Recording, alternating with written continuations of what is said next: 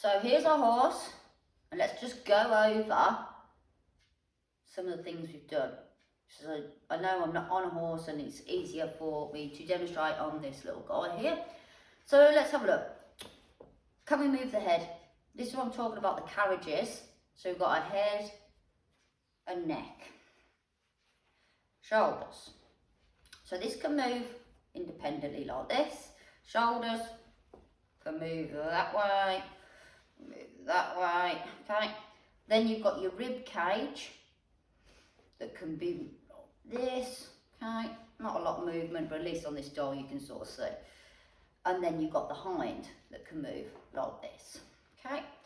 So let's just have a look here. So we've got our hind. So if we're gonna go into canter, we ask. That's one thing I didn't mention on that video. I went into disengaging the hind rather than I did miss out. We need the hind and moving in that position 3. So if we're going to go and do a lead departure to the left there, we need that leg in that position. Open door, going to the right, this one, left leg, right lead. So this can move. There's our carriage. Hind moving. Rib cage can only move so much, but it still can move, okay? Shoulders. Yep. Head and neck. So when we masking, flexing. But this is what I'm saying. This is why you need to understand how to manipulate the body using your body and your arms and your legs. It's a series of blocking when it goes wrong, but giving the horse an open door or a release to follow. And this is where it gets tricky, like I say, it gets into advanced riding, because it is pretty hard. People don't understand where their body needs to be, where their hands need to be, where their arms need to be, where their legs need to be, for them to be able to fix the horse when parts are popping out where we don't want them to be popping out. So we're doing a circle to the left, the rib cage or the shoulders, they're drifting in. Could be the shoulder, could be the rib cage, okay? And that's what we've just been going on about on that lengthy video of, oh, they're falling into the left circle, so we lift them up, put them back to the circle. If they're falling out, we'll use the outside rein, outside leg. And like I say, I could do a video on hours of this because it sounds really simple, but that's why the hand movement, if I'm bringing them out because they're falling in, it's like this. But the reason why my hands have got to be like this is because I'm keeping their head and neck like this. If we start bringing the reins over the wither and messing around, like I say, that's why I say I need him to be riding in between me, okay? Because if we start messing like this can be too much bend on the inside, or we're pulling the outside rein, his head can go like this. You really have to be mindful of that, what that bit is doing in their mouth. So yeah, let's have a quick look. So what I'm trying to do with this doll is trying to explain, like I say, I try and explain it like a series of blocking. So his rib cage has popped out, position 2, leg needs to fix. He's popped out to the left, rib cage is drifting out, outside leg. Again, then things can happen here. This is going wrong. So this is going wrong. So what have I got to do to my hands? Because this is happening now because I've tightened the inside rein.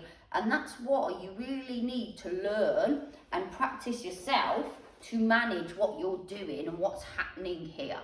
So what your rein, if you put too much rein here, this is going to happen. Too much rein here, this is going to happen.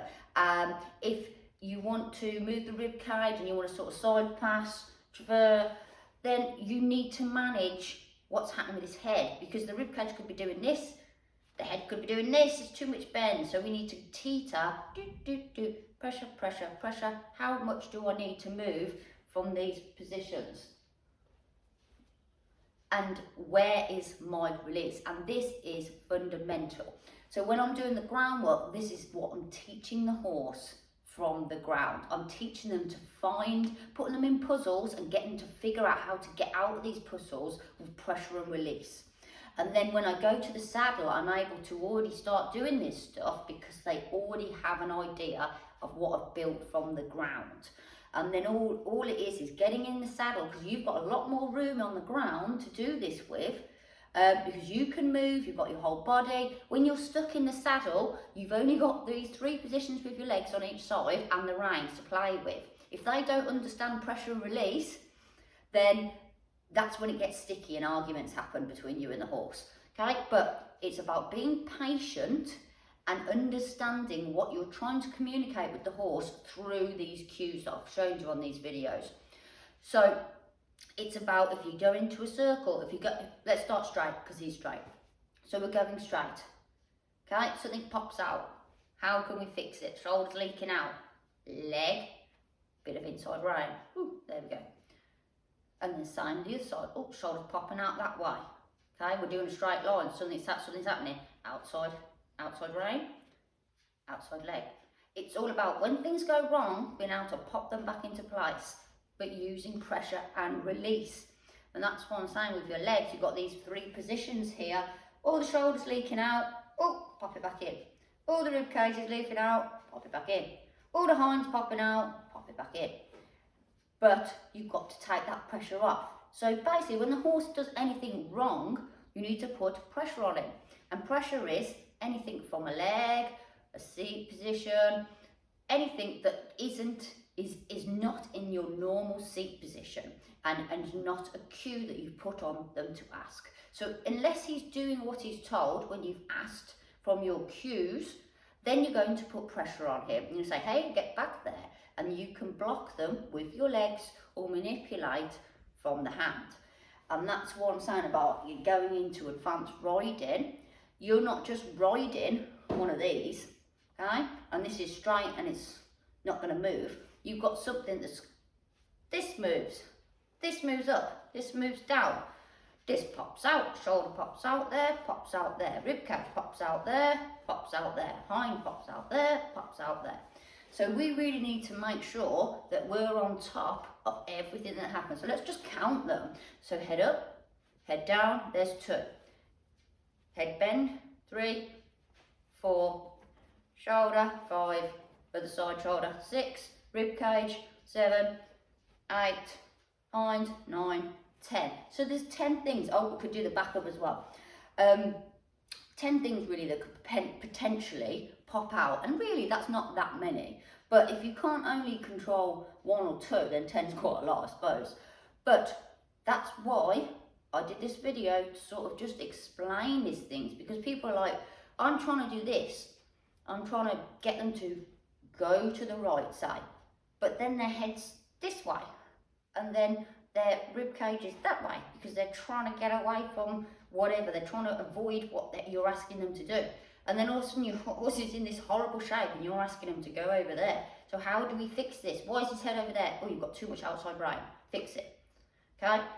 Why is he resisting me? So we need to help him. We need to lift him up. We need to have that inside bend a little bit, because he needs to follow his nose. We need to lift him up. We need to fix this. Is this still leaking out? Get that leg on. Lots of things we're doing with our body on our hands, but we need to be aware of what we're doing with our body hands before we can actually put them into play.